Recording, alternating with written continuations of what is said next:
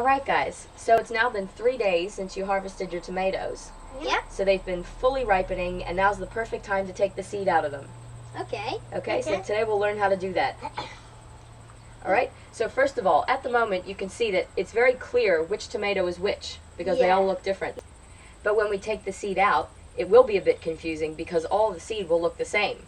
Yeah. So from this point on, it's very important that we keep each different type of seed labeled, so that next year when we want to grow tomatoes, we know which tomato each different seed came from.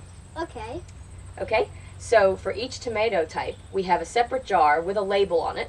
Yeah. Okay, and I've given them some names so that we can keep them clear. So what we're going to do now is we're going to take the seed out of the tomatoes, put them in the jars, and add a bit of water, and we'll ferment them for about 5 days. This will help the seed separate from the pulp. So what we'll wind up with is clean seed that will store well and that will be able to grow in the future. Okay.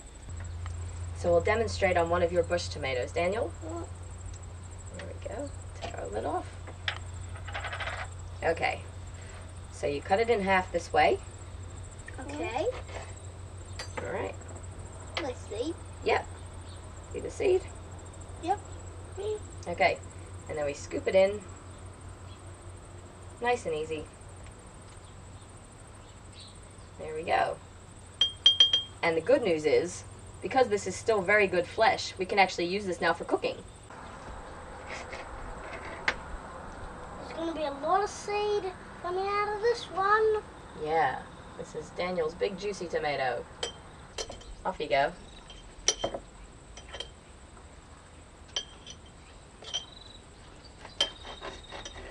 How's the seed looking? Good.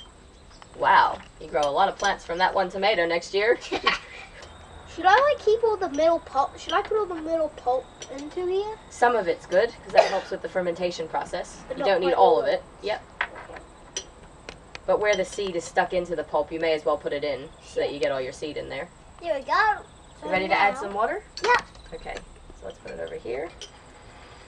So remember, as I said to Brendan, if you've got this much liquid, you want to add about that same amount of water again. Okay. Very good. Okay. Okay, you put your lid on.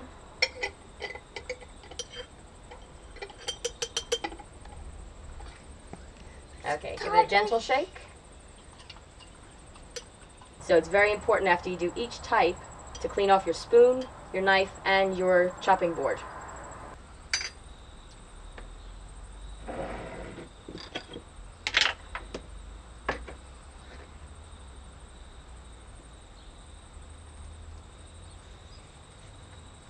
Wow. Toby's going to get a lot of seed. It doesn't really look like there's much seed over the top when you first cut it open, but but there is quite a bit under the pulp. That's right.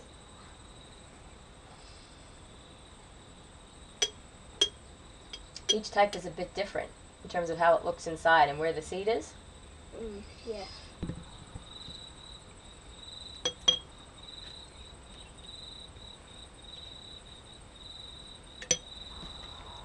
Can I have the water, please? Yep.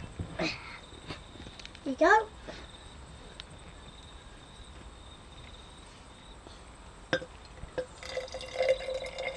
Good. That's enough? Mm-hmm.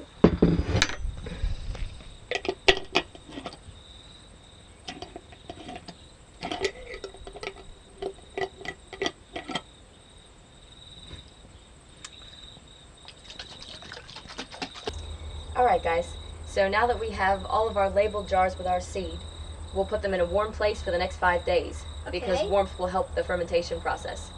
Yep. Okay. Okay? And in the meantime, we can go cook up some pasta sauce with all of our pulp. Yeah, okay. And it's also important to remember that of all the vegetables that produce fruits in the garden, tomato is the only one where we can do what we just did and know that we're getting good seed. So what we did was we took one or two or a few fruits from a plant and collected the seed. This is because tomatoes are self-pollinating. If you grow fruiting plants that are cross-pollinating, you need lots of fruits off many plants to get strong seed. Yeah, okay. So for the home garden, tomato is the one where you can collect the seed like this. but only if you're growing open pollinated varieties. Some not, Some are called hybrids, and they don't produce very strong seed. unless you got lots of them. No, even if you have lots of them, they don't. So if you want to collect your tomato seed, you need to grow open pollinated varieties. Yeah. Okay guys, so we've left our jars by the window in the warm sun for a day, Yep. but it's good to shake the jars each day to help the fermentation process. Okay. Okay, so do you guys want to do that? Sure. All right. Yep.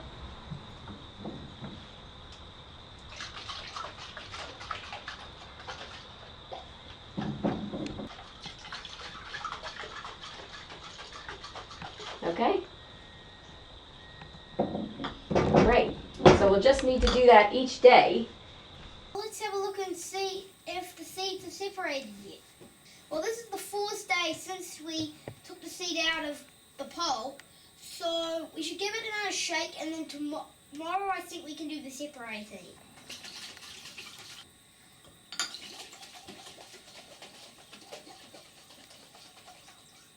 Daniel, what's happening with your bush tomato seeds? Well, it looks like it's separated and the seeds have gone to the bottom. Yeah, they have. Now, what do we do? So we have to get the seeds out and clean them off, don't we? Uh-huh. So what we're going to do is we're going to use our sieve here, and we'll pour the seeds into the sieve and clean them off for the last step, okay? And I'll show you how to do that. So what we're going to do is you're going to pour all the liquid and the seeds into the sieve, and then I'll run some water with the hose over it, okay? And as I'm running the water, Brendan, if you take the back of your hand, your other hand that's not holding the sieve, and just rub like this, that will help if there's any last bits of pulp attached to the seed, that will separate them. Take the lid off. Now. Right.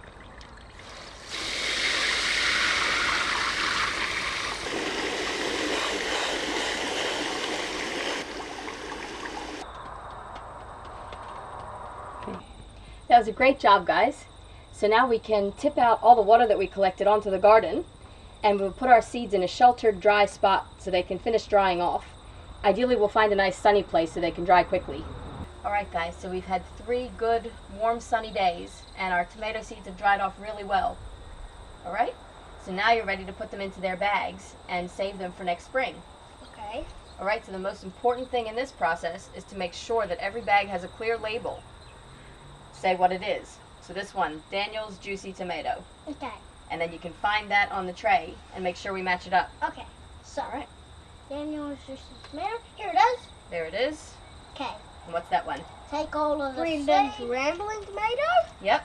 Whoa, I got a seed out of 3 little, 4 or 3 little tomatoes. You did. Yep. So there we have our 6 bags of seeds. So what we'll do now is we'll need to store them in a cool room out of the sunlight. Because once you've put your seeds into a plastic bag, you don't want them in the sun. Because if they're in the sun, they'll get too hot. They'll actually cook. So it's important to keep them in a cool place away from the sun until you're ready to plant them in the spring. Okay. All right? There we go. Good job, guys.